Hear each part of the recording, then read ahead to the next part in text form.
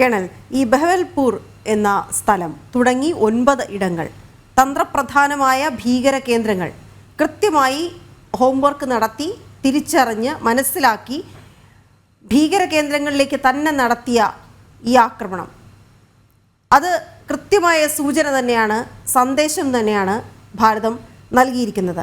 ഈ ബഹവൽപൂർ അടക്കം തിരഞ്ഞെടുത്തതിലൂടെ ഇന്ത്യ ലക്ഷ്യം വെച്ചത് കൃത്യമായി നമ്മൾ സാധിച്ചില്ലേ?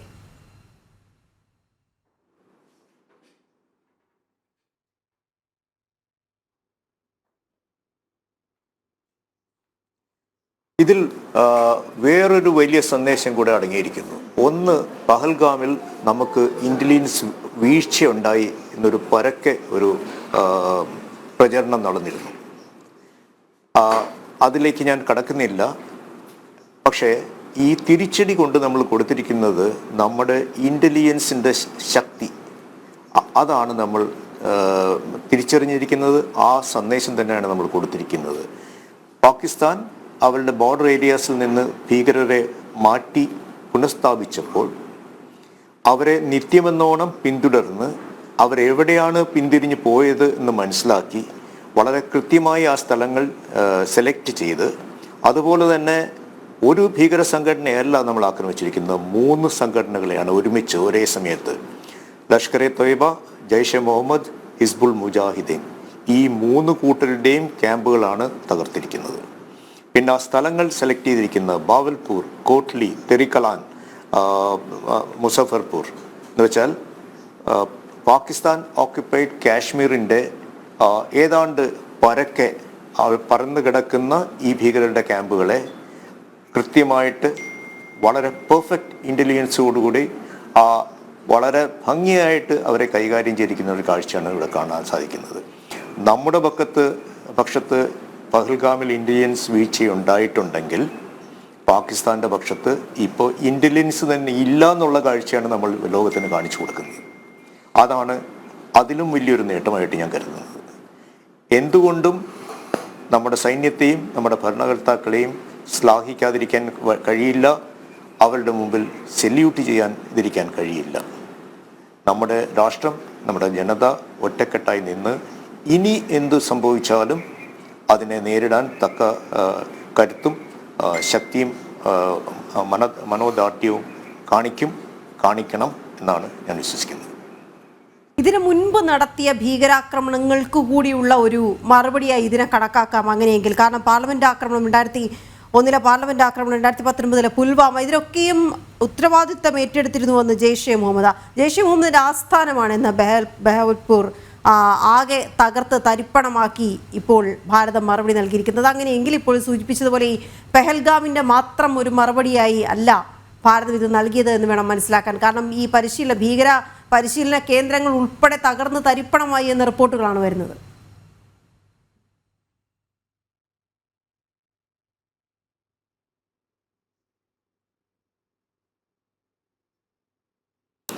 തീർച്ചയായും. അത് മാത്രമല്ല, പാകിസ്ഥാൻ്റെ പ്രചരണ തന്ത്രങ്ങളിൽ ഒന്നായിട്ട് അവരുടെ ഒരു മസ്ജിദ് തകർത്തിരിക്കുന്നു എന്ന് ഞാൻ രാവിലെ വായിക്കാനിടയായി. ആ മസ്ജിദ് തകർത്തു എന്നുള്ളത് വാസ്തവമാണ്. പക്ഷേ അത് ഹാഫിസ് മുഹമ്മദിൻ്റെ പേഴ്സണൽ മസ്ജിദാണ് തകർത്തിരിക്കുന്നതാണ് നമുക്ക് മനസ്സിലാകുന്നത്.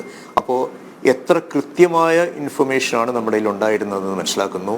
ഒരു മസ്ജിദ് അല്ലെങ്കിൽ ഒരു പ്രാർത്ഥനാലയം നശിക്കപ്പെടുന്നത്, അത് എവിടെ നശിക്കപ്പെട്ടാലും ആര് നശിപ്പിച്ചാലും അത് അപലപനീയമാണ്. പക്ഷേ ഈ കാര്യത്തിൽ ഹാഫിസ് മുഹമ്മദ് എന്ന കൊടും ഭീകരൻ സ്വന്തം പ്രാർത്ഥനയ്ക്ക് വേണ്ടി ഉപയോഗിച്ചിരുന്ന ഒരു മസ്ജിദ്, അത് തകർക്കുന്നതിനോട് എനിക്ക് യോജിപ്പാണുള്ളത്. അത് പൊതുജനങ്ങൾ പ്രാർത്ഥിക്കുന്ന ആലയമല്ല, അദ്ദേഹത്തിന് വേണ്ടി ഒരുക്കി കൊടുത്തിരുന്ന ഒരു ആരാധനാലയമാണ് ഈ തകർത്തിക്കപ്പെട്ടിരിക്കുന്നത്. അത് എടുത്തു വെച്ചുകൊണ്ട് ലോകരാഷ്ട്രങ്ങളുടെ മുമ്പിൽ കേഴാനും കൂടെയാണ് പാകിസ്ഥാൻ ശ്രമിച്ചിരിക്കുന്നത്.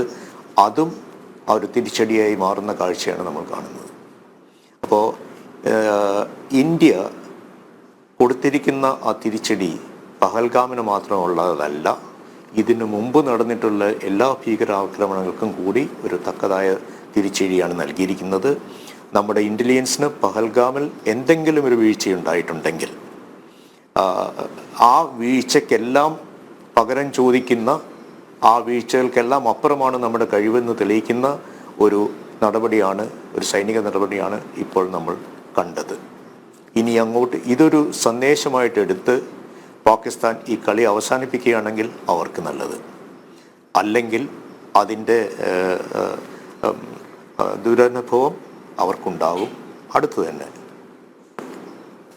കേരളം നമ്മളിപ്പോൾ സ്ക്രീനിൻ്റെ വലതുവശത്ത് കാണുന്നത് പ്രതിരോധ മന്ത്രാലയം നടത്താൻ പോകുന്ന സേന നടത്താൻ പോകുന്ന വാർത്താ സമ്മേളനം തുടങ്ങാൻ പോകുന്നതിൻ്റെ ദൃശ്യങ്ങളാണ്. അപ്പോൾ അവിടേക്ക് ഉദ്യോഗസ്ഥർ, പ്രധാനപ്പെട്ട ആളുകൾ എത്തിച്ചേരേണ്ടതുണ്ട്. അതിനുവേണ്ടിയാണ് നമ്മൾ കാത്തിരിക്കുന്നത്. പക്ഷേ നമ്മൾ പ്രതീക്ഷിക്കുന്നത് എന്താണ് എന്നുള്ളത് വളരെ പ്രധാനപ്പെട്ടൊരു കാര്യമാണ്. കാരണം അവിടെ കൃത്യമായി ഓപ്പറേഷൻ നടത്താൻ നമുക്ക് സാധിച്ചു, നമ്മൾ നീതി നേടിയെടുത്തു എന്നതിനൊപ്പം തന്നെ ഇനിയുള്ള നീക്കങ്ങളും പ്രധാനമല്ലേ? അതിന് ഏത് തരത്തിലായിരിക്കും നമ്മുടെ രാഷ്ട്രം ചിന്തിക്കുന്നത് എന്നുകൂടിയാണ് ഓരോ ഭാരതീയനും ഇപ്പോൾ കാത്തിരിക്കുന്നത്. എന്താണ് താങ്കളുടെ പ്രതീക്ഷ?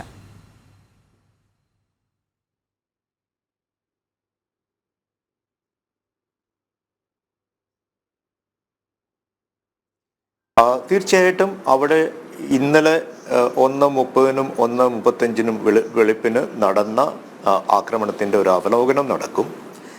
എന്തൊക്കെയാണ് പാകിസ്ഥാൻ്റെ പക്ഷത്തു നിന്ന് ഒരു പ്രത്യാഘാതമായിട്ട് വരാൻ സാധ്യതയുണ്ടെന്നുള്ളതിനെക്കുറിച്ചൊരു അവലോകനം നടക്കും.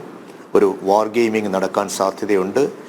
അത് വെച്ചിട്ട് ഇനി അങ്ങോട്ടുള്ള നീക്കങ്ങൾ എന്തായിരിക്കണം എന്നുള്ളതിനെക്കുറിച്ചുള്ള ചർച്ചകളും, പിന്നെ പൊതുവിൽ എന്താണ് ഇന്നലെ അല്ലെങ്കിൽ ഇന്ന് വെളുപ്പിന് സംഭവിച്ചതിനെക്കുറിച്ചൊരു വളരെ കൃത്യമായ വിവരണവും കൂടെ ഈ കൂട്ടത്തിൽ ഉണ്ടാകും എന്ന് ഞാൻ വിശ്വസിക്കുന്നു.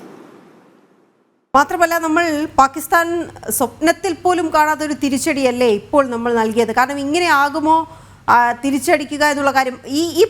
കഴിഞ്ഞ 14 ദിവസവും വല്ലാതെ വിറളി പൂണ്ട് നടക്കുന്ന പാകിസ്ഥാനെയാണ് നമ്മൾ കണ്ടത്.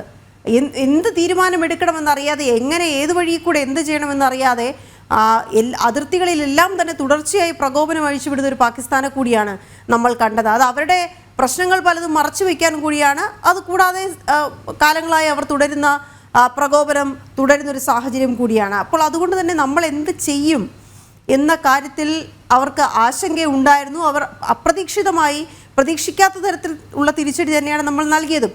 ഈ വാർത്താ സമ്മേളനം ഒരുപക്ഷെ അവരും കാത്തിരിക്കുന്നുണ്ടാകണം.